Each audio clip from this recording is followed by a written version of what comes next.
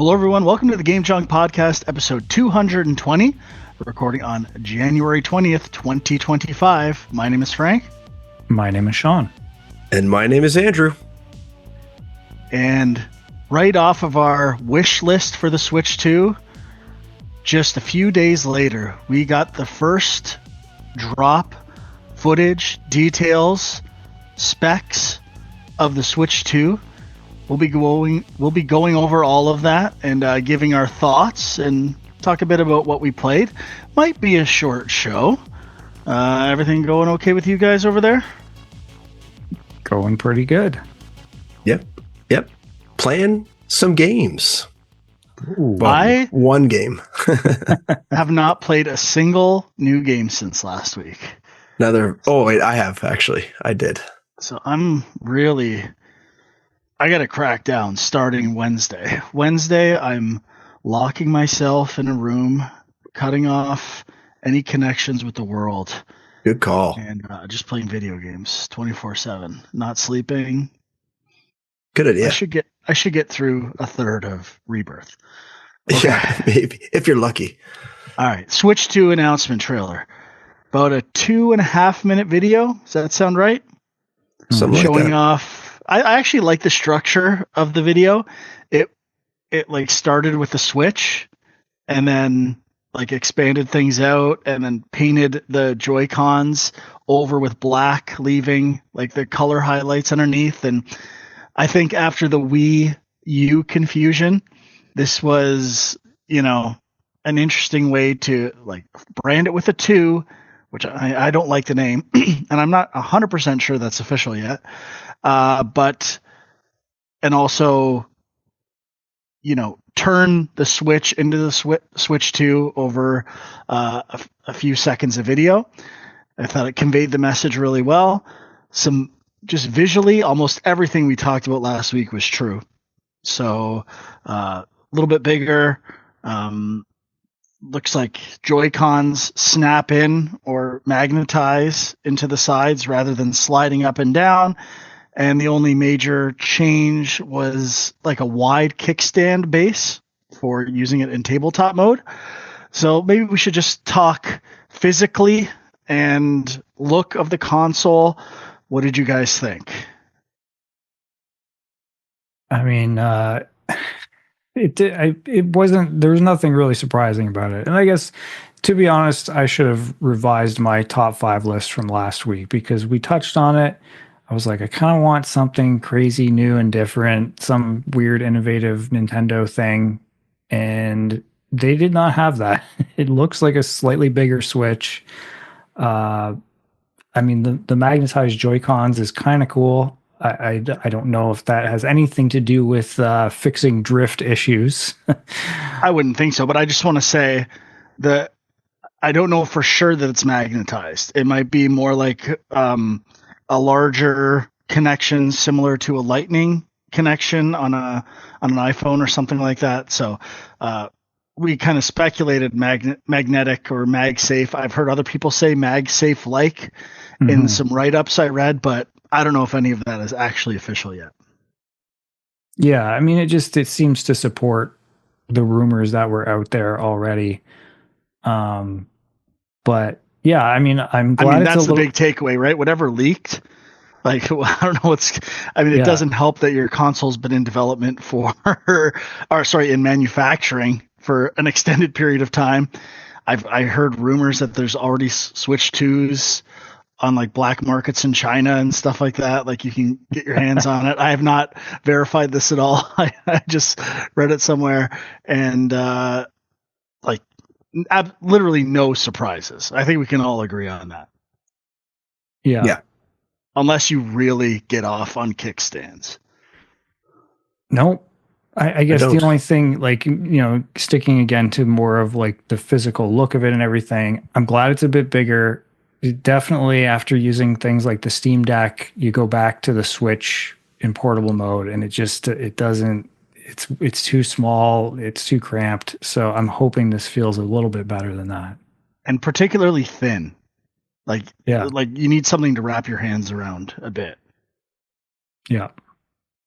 I mean, the only thing you didn't mention, Frank, that's they seem to confirm or sort of imply was about how the mouse, the Joy-Cons can be moved as a mouse. I mean, they didn't explicitly say it, but they definitely had them looking like mice running along the table, which seems to go along with the leaks that they can be used as mice on a table or on a flat surface or something like that. So the only other thing, they did show Mario Kart as like a visual representation of a game. We'll get to that. Okay. All right. We're just talking like physical stuff. So okay. A few more very small details. I think people notice that there are USB-C ports at the top and bottom of the console. Mm-hmm. The speakers have been moved from the rear to like bottom downward facing speakers, I think. Along with what Huck was saying, there does appear to be a sensor to use it as a pointing device if you put it on the table. It might be used for other things. I'm not sure. But I definitely, from what I've seen, they did not show, well, I know they didn't show versions of how on the old Switch controllers to have them feel better in your hands. If you took the Joy-Con off of the system, you had to slide that extra bit in. And even that wasn't great, but it seems like the form factor for using shoulder buttons on the top of the Joy-Cons is like way better. And I've never been a fan of using Joy-Cons sideways or anything like that, but it can come in handy. We played when I was at the cottage. We had like 6 people trying to play the NES Championships, and it comes in handy once in a blue moon, but it's certainly not the main way I would play any game.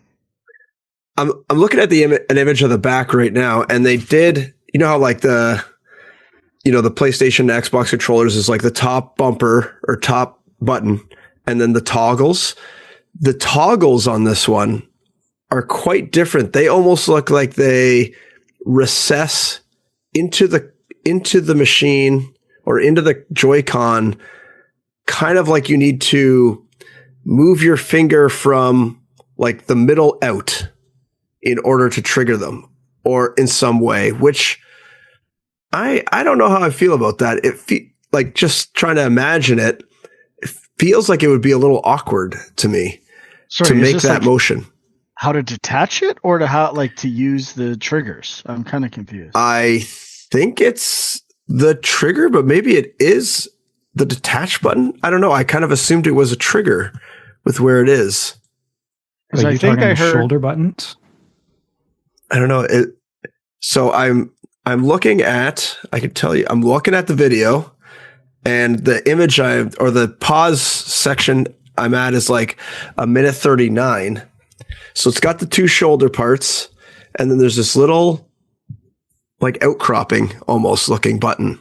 Now I assumed that was like a trigger, but do you think that, I mean, I guess it could be how you detach it. There's the SL and SR button, right? And then you're saying the ones just outside of that look, I'm not sure. Those could be like what's used to attach it. They're not labeled. I think it's the release button. I'm pretty sure. Yeah. Okay. But again, still speculation at this point. The other thing about the physical aspect is there does seem to be, so I believe the old Switch relied purely on Bluetooth communication between the Joy-Cons, even when docked.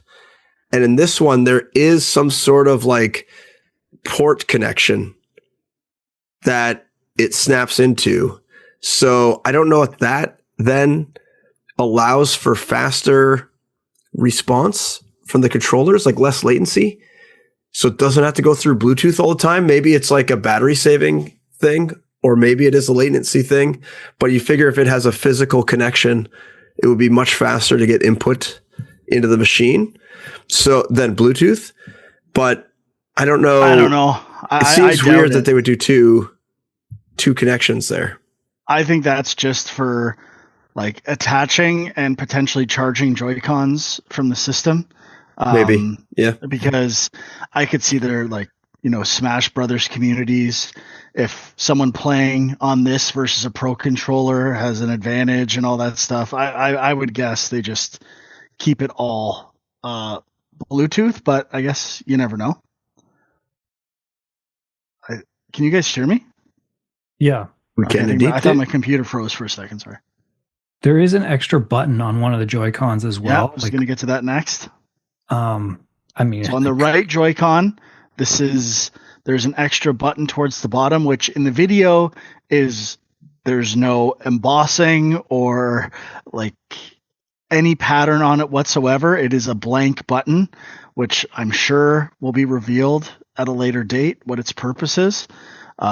This is what people have speculated to be like a camera button or a cast button or something like that. So not much to say there other than there is some mystery button on the Switch. And I think we kind of speculated as to what that could be last week. Yeah. Also, looking at the backs a little bit more through other angles, I agree with you guys now. I think it is the release button. I didn't notice that the R and SR or whatever the hell they call it, like are very close together. They almost look like one button from certain angles. So yeah, I agree with you. It is the release button. Screen's bigger. I like the black color more than, although I didn't mind the gray color for the Switch. That's what I had bought initially. So it'll be interesting to see if there's other color options for the Joy-Cons. Even I'm sure there will be.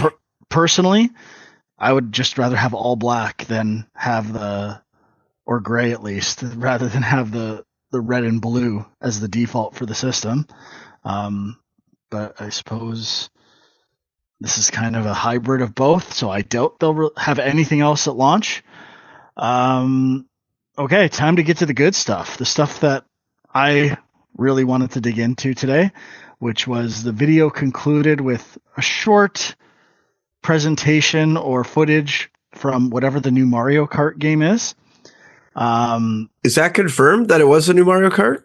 Now, I don't think it's been. I think they showed footage, and everyone seems to think it's a brand new Mario Kart game, which I would say is 90% likely. But, part of me thought, could it be Mario Kart as a service? Could it maybe just be an extension of 8 Deluxe or something like that? My only reason for that thought is it looks no different to me. I read some article before this that, the roads are more textured and detailed and all this stuff, which, whatever. I just was so underwhelmed with what that game looks like. I'm like, it's not even different. This is what we waited for. This is the first footage you drop for a brand new system. I mean, talk about a wet noodle. Well, I mean, the whole video's basically a wet noodle, right? I mean, you can say, okay, they're playing it safe. They're giving people what they want. Just the Switch sold really well. People really like it. So we're just giving you a more powerful Switch.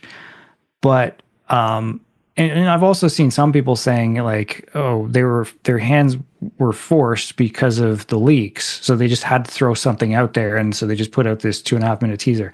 I don't buy that. They've been sitting on this thing forever. This probably was always going to be the plan of how to roll it out. So you get this quick teaser that basically just shows the hardware and a very brief glimpse of Mario Kart.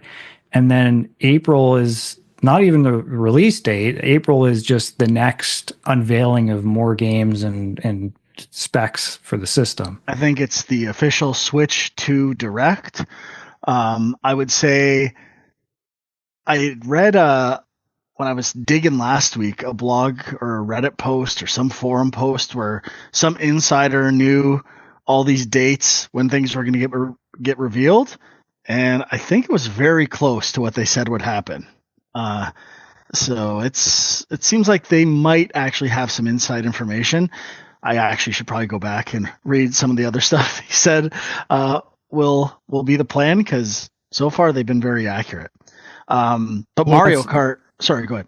That's also why the Mario Kart, it seems like a pretty safe bet this is a new Mario Kart, because that was the big rumor that had been coming out, that it will launch with Mario Kart 9. that's what they chose to show in this little teaser. I don't know how you can take it any other way, really. So I just quickly did some Google foo there, and I was looking. So on the video, it says Super or like Mario Bros. Circuit. So I'm assuming that's the track name in the Switch 2 trailer. And I just confirmed that there is one track called Mario Circuit in Mario Kart 8 Deluxe, but not Mario Bros. Circuit. And the Mario Circuit looks completely different than what they showed. So, I would argue it's either it's either a new pack that's coming to Mario Kart 8 Deluxe, or it is Mario Kart 9. I could see it being an expansion as well. And I mean, the thing people are pointing out in that video is there's 24 spots at the polls rather than the typical 12 or the normal number for online play and stuff like that. So I think it would be really cool if they somehow set it up as an add-on, because so many people have that game already, where it's like a ton of new tracks, all the old tracks still work or upgraded in some way.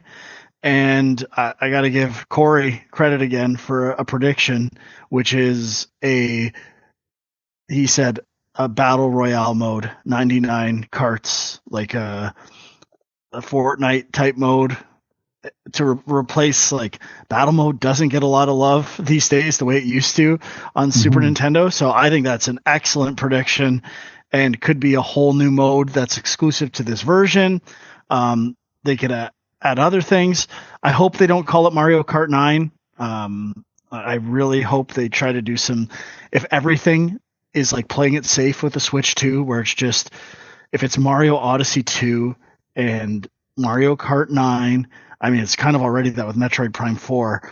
I don't know why. That stuff like really bothers me. I like kind of fresh starts on new consoles and signifying the dawn of a new era for a company. And everything about this screams like minor upgrade, which is pretty disappointing to me.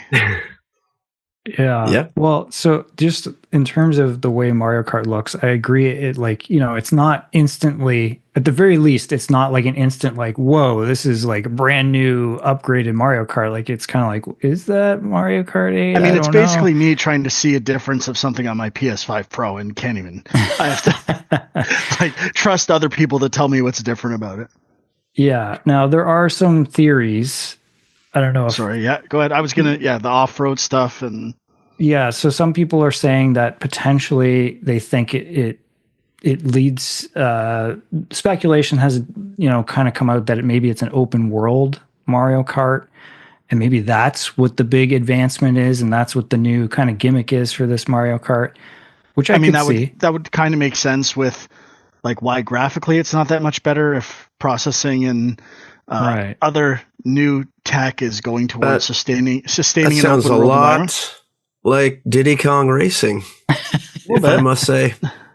I am not. Maybe Nintendo is a great idea, but I am not like in love with the idea of open world Mario Kart. It just doesn't seem like fun. I would rather they streamlined the online process. Well, anytime I've gone onto the Wii or Switch to play Mario Kart, it's like so slow. You go into this lobby and everyone like raises their hands and does these stupid things, and it's really slow and very typically online Nintendo, where I play Marvel Rivals and I play a match and I hit square literally half a second most of the time.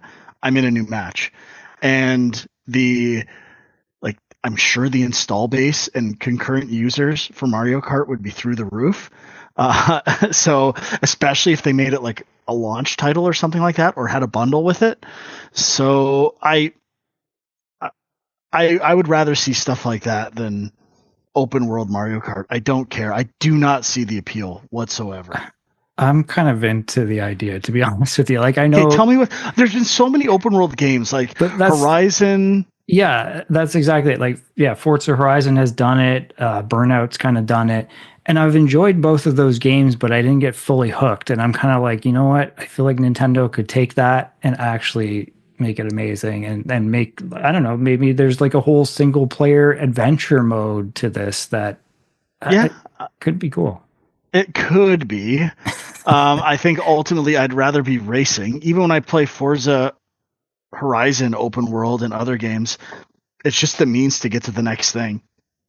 It's not all that compelling. There's some collectibles along the way, which I'm sure Nintendo would do a better job. I know in Forza Horizon 4, there's certain ones you have to like go down a hill and try to land on a building, and the physics are like so unpredictable, where there's a built-in mechanism going all the way back to the original Super Mario Kart of using feathers for shortcuts, that I think expanding on that idea in an open world setting is something Nintendo could do very well, or using shells and power-ups in clever ways to like explore a world. But I'd rather, if I had to choose between open world Mario Kart and open world like Mario Odyssey, I'd pick Mario Odyssey every time, I'm pretty sure. And I'd rather just stick to racing in Mario Kart. But who knows? Maybe Nintendo will shock and amaze me.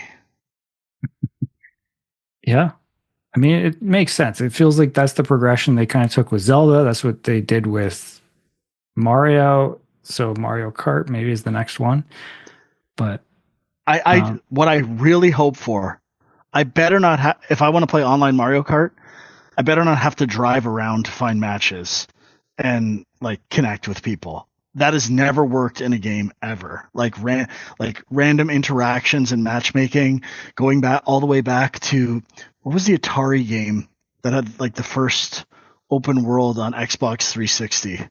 Was it Test Drive maybe, or no, it wasn't. Anyway, I've tried many iterations of that idea. I've never once said, wow, this is way better than just picking a race and getting into a lobby. Does not work. Yeah, it's a fair point. I guess a couple other things. Some people are saying, I guess if like on the side of the actual carts, there's like a gas tank that says 1-up fuel. Could just be just a decoration, but some people are speculating that that's maybe a new mechanic in the game, that you have to pick up fuel to be able to, you know, not run out of gas to get where you're going. I don't know. That one's a little bit more out there, I think. I think every cart has that tank on it. I don't know if every cart does. I've only seen the blown up image for Mario. I mean, if they expanded on some online stuff, I could see something along the lines of a simplified perk system akin to Call of Duty, where everyone picks some enhancement on their cart that balances out. Like we've had the weight class stuff, but maybe there's an ability or something you can choose to do to give the player agency as to how they want to play. Wouldn't be a shock to me, and I could see that lining up with that for sure. Yeah, and I guess there is a gas station in the video too. Oh God, if they add getting gas to this game, I'm done. Nintendo, you are like killing everything you do. You have to cook your own gas. Oh, I was going to go there. You have to like distill your own petroleum and separate and watch it with a funny animation. Ding, dong, dong, ding, dong, ding, ding. Oh, they just knock it out of the park with these ideas. Oh, please don't let this happen. I can't wait to, you know what? I changed my mind. I want them to do that. And then I want every Nintendo fanboy to be like, oh my God, it's actually kind of good. It's actually pretty fun. And try to rationalize some insanely bad mechanic, which is what will happen. I promise you. So the other thing is, I guess Donkey Kong looks a bit different. People are saying that his design is getting back to, like, some people are saying it's back to what he used to be. Yeah. Some people are saying it's like trying to go back to the original design, like before Rare kind of did Donkey Kong Country. But some people are also saying it's just more in line with the Super Mario movie, which also I could kind of see maybe that is going to start dictating the design of Nintendo games moving forward, potentially. I don't know. No. I got to see this though, because I didn't notice now we're really getting into the nitty gritty here. Yeah. Definitely. I This gotta is see that. when you I release gotta a see 2.5 Kong's minute trailer. makeover. I mean, at least it must be nice to be Nintendo to know you can put out basically 10 seconds of trash and the world will obsess over it for a week. Yeah. Hawk, anything else you noticed? Not about Mario Kart. I'm 100% spent on Mario Kart discussions, so I do want to move on to something else, if that's okay. I think I'm going to stick on this new Kong. I'm seeing the image, and I'm just going to straight up say it. I love the new Kong. It is more like a classic Kong. I think it rules. I'm 100% in favor of new Kong. I love it. I genuinely love it. This is not a joke. This is not sarcasm, Ryan. I love this. Nice. Fucking sweet, dudes. Oh my, yeah. And look at how he sits in the cart. Oh my god. Let's talk about this for another hour, frame by frame. Okay. I think there was also was it Hollow Knight, like Team Cherry, that posted at the same time the video went live some kind of meme or image. I don't remember what it was, that had people once again, not surprisingly, speculating Silksong will be a Switch 2 launch. I would actually be surprised if Nintendo didn't kind of hold out on the indies a bit, like almost set them up for failure in a way, that they don't have access to launching a game on day one, because like I think a game like Silksong and actually let's take a step back. I've never thought about this until right now. Do you think Nintendo would rather develop their own game, take the risk of selling a certain amount of copies, or just take a 30% cut of everything on Silksong? What do you think is a better business model for them? I honestly am not sure. Like, so you're talking Silksong specifically, or just indie games in general? Would they rather that Silksong like explodes on the console and they're like, well, we didn't even have to do any work for this, and we're getting a 30% cut of everything, versus whether they would want that or their own games to cannibalize profits? So my personal feeling is that Silksong is overhyped and not going to sell nearly as much as people think it is. Okay. And that any Nintendo game is probably selling 20 million units lifetime, obviously not at launch. Sure, yeah, I agree. So I would guess they would want to do their own IP or whatever, own something. I think so. You could also take your perspective there and say, most Nintendo properties that they know are good have extremely long tails, and they never drop the price. Never put them on discount, right? So they might want, like, the fact that it might be a perfect scenario where something like Silksong, as long as it's not on Steam, would literally be a system seller for them in some ways, and allow them to just expand their install base to people who might be on the fence about it, that are probably would lean PC gamer, but it'll be their only way to play Silksong. But we don't even know if that's going to happen. So can you guys think of the last non-Nintendo game that was exclusive to a Nintendo platform that Nintendo heavily advertised for? Not advertised, but I think Hades did a lot for the Switch. Yeah, it was on PC as well, but I bought it on Switch because I wasn't a huge PC player then, and I think it got a lot of attention. But that's the thing. I can't see Team Cherry doing like a Switch exclusive like initial release. Like, it just doesn't make sense for them. Plus, that game has been announced to be on Game Pass. Like, who knows if that still holds up 5 years later? But yeah, at one point it was going to be on Game Pass.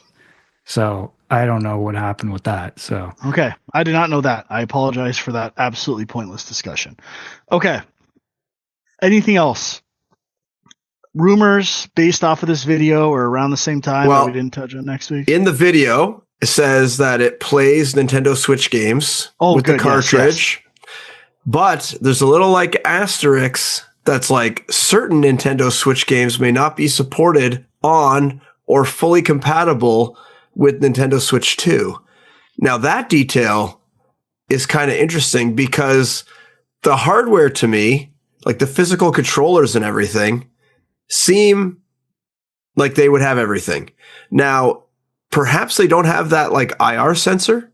So maybe this is referring to like, what was the game? 1-2 Switch or whatever you said last week. Like that, and what was the game I mentioned? I can't even remember the game I mentioned with it that used it. Was it Labo? Labo. Like, people speculate like Labo, 1-2 Switch, possibly Ring Fit Adventure. Right. We don't know 100% if there's an amiibo connection. So functionality that used amiibos on previous games. I can't imagine them abandoning the amiibos. That must just be free money for them. Like, come on. How much does an amiibo cost? Like $20? Can't give up on the amiibos at this point. No. Yeah, I highly doubt it as well, but you never know. It's definitely... Maybe they'll go straight up amiibo too. Improve the amiibo. Maybe. But so do you guys think that could be anything else? Or do we think it is the IR sensor that's missing that would cause that problem? I can't think of anything else that would cause it. It feels like just cover your ass stuff to me. Like some game might not work or from a third party. And it's just... Could be that too. No intention, but we don't want to get sued or have people have a shit show when one game doesn't work when they bring it over. I think it's just, I can't guarantee other people's games will work, but lawyer speak. I don't want to like force you into breaking an NDA, but do we know if Jank Brain and Epic Dumpster Bear are compatible with the Switch too? No comment. Yeah. I can't comment. But no, I actually have no, I have not been invited to be a Switch 2 developer yet. So I have no details and I have no plans on porting the games at this time. Or Log Games, as far as I know, does not either. All right. I think I'm spent on the Switch stuff, hopefully until April. Yeah, I mean, I was really hoping the actual system would be out in March, so it's kind of a bummer, but I guess... I remember. I'm sorry, I have to extend this. Did you guys enter the raffle for the Nintendo experience in Toronto? No. Oh, okay. So is that Toronto raffle thing? So the last screen is like the, Switch 2 experience series of hands-on events around the world. Is that what you're talking about? Yeah, I think it's in Toronto. 23rd, 24th, 25th weekend, something like that. And I went for the first slot Friday afternoon. We'll see if I get it. Nice.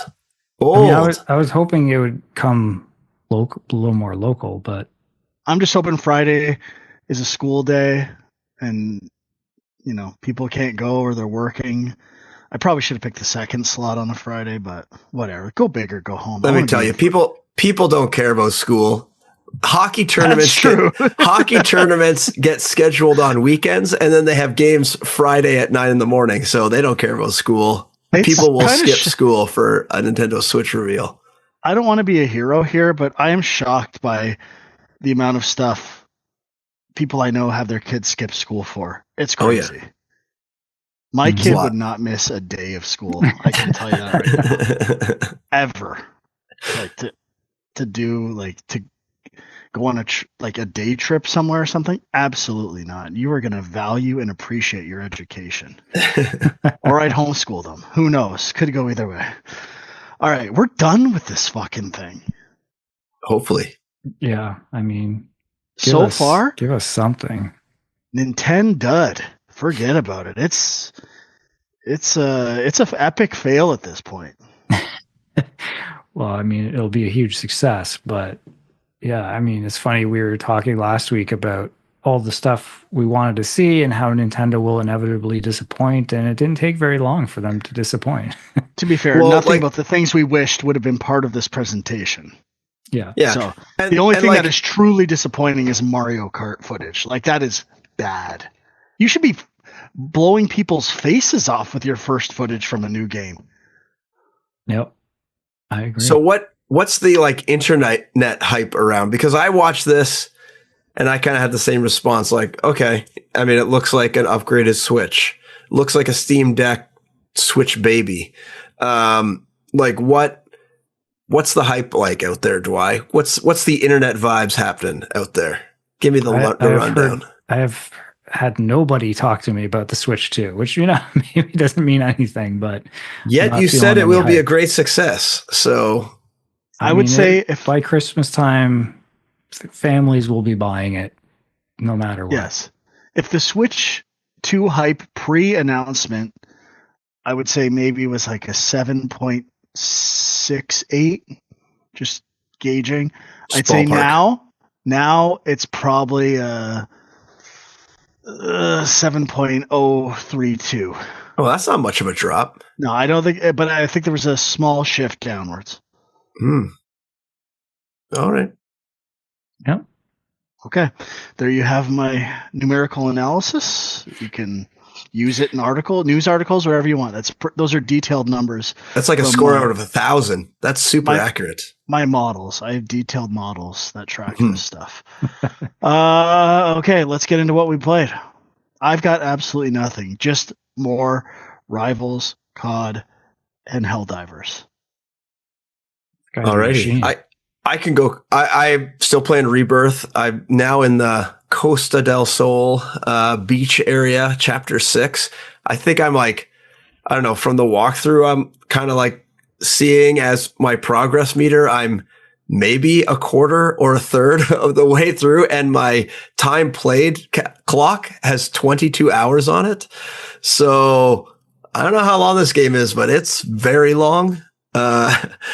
So the playthrough is like 36 hours, I think, or maybe a little longer. And I'm at like hour 9 in the playthrough, and I'm on 22 hours locally. So not a good sign for finishing this maybe anytime soon. Still loving it though. It's great. I'm not rushing it. And then, the new game I played is a game called Proverbs, which is I picked it up on Steam. It was on sale for like 30% off, like $10 or something like that. And I was looking for, a chill game. And it's basically a cross between Minesweeper and Nonogram game, Picross. Oh God, here we go. Oh yeah. Okay. Oh yeah. So essentially what it is there's one giant image that the game is made up of. And there are sections of this image blocked out. And within those areas, there's squares. And those squares have like Minesweeper numbers. And it's basically you have to turn a tile orange, meaning like essentially there's a mine there, or red, meaning it's clear, essentially. And then once you complete a section fully, you get all of it correct, then it reveals the picture behind it. And so there's really nothing to the game. It's not really anything special, but it's just like a nice, simple puzzler. It's like why people play Minesweeper.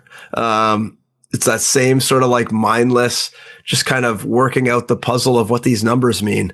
So, why people play Solitaire. So I'm just kind of grinding my way through that. I think I'm at like 66% complete. I think over the past week, I've just like mindlessly put in like 8 hours into it, an hour and a half a day or something like that, just kind of grinding it out. And yeah, nothing special, but if you're looking for a little change of pace, Minesweeper type game, I would highly recommend this one.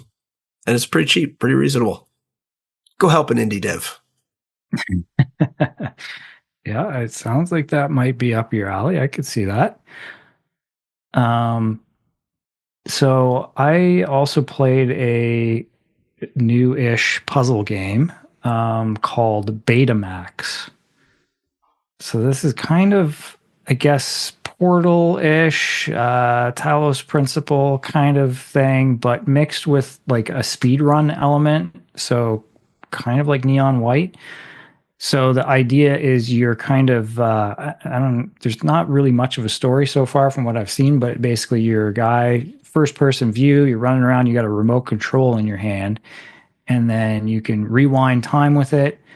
You can pause time with it, or you can, there's certain things you can point at and click on with it. And, it's just kind of got a 80s retro kind of vibe. But yeah, like I was enjoying it. I at first I was kind of like, I don't know if the speed run thing is, really calling to me. Like I'm enjoying just solving the puzzles, but I'd rather just kind of take my time and get through it. And the more I've played, the more I'm definitely feeling that, because the levels get quite long and quite complex. So I don't know if I feel like it would be a unique person who would like both sides of that, like going through the puzzle and figuring it all out, and then trying to like optimize that and go as fast as possible. But I hate speedrunning. I hate everything about it. yeah, but I mean, like, I did enjoy Neon White. So, I mean, I could see some appeal to that side of it. But yeah, I just feel like, I don't know, if the levels keep getting longer and more complex, I'm probably out on that part. But I am enjoying it. So if you're kind of into those type of first-person puzzle games, maybe give it a look. I could totally tell you got sucked into this just by like the 80s synthwave vibe of this. Like all of this like text and the like neon pink is totally like in the synthwave like music sphere right now. And like that's I can see this totally like, as well. So it's definitely leaning into that. Yeah, I can see it totally dragging people in.